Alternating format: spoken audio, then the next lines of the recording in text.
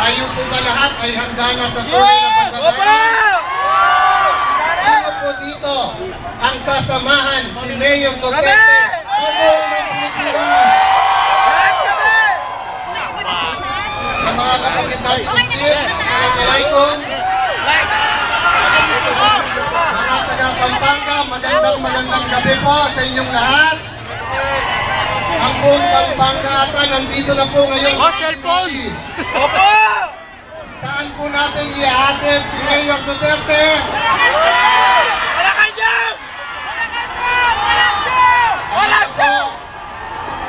Sabi po sa Biblia, kung anong ating itatanim, yun ang ating aanihin. Sa ngayon po, ano ang tinatanim ng ating mga leader? Korupsyon, krimen, droga. Kaya ano ang inaanin po natin?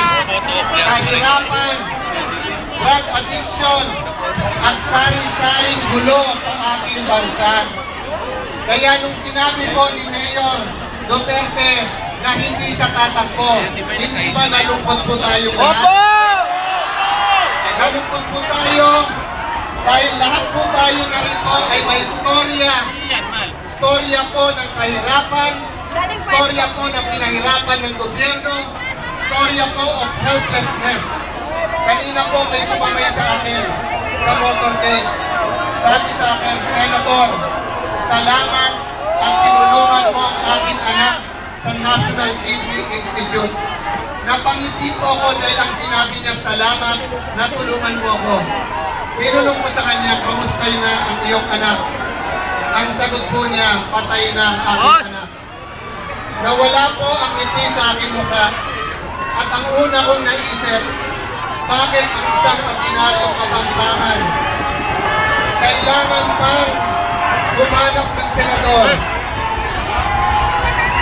Bakit ang isang ordinaryong Kapampangan kailangan pa humanap ng padrino bago magpagamot ang sarili niyang anak sa mga ospital sa Pilipinas? Anong klase pong gobyerno ang meron tayo? Kung sasabihin lahat sa inyo ay may PhilHealth, sino dito walang PhilHealth?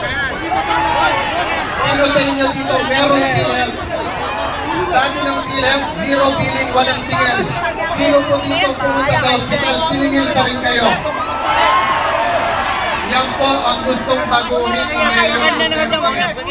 Na kahit saan kayong ospital na pumunta, may 20-30 kama na ang magbabayad gobyerno, hindi kayo hingan ng deposit o down payment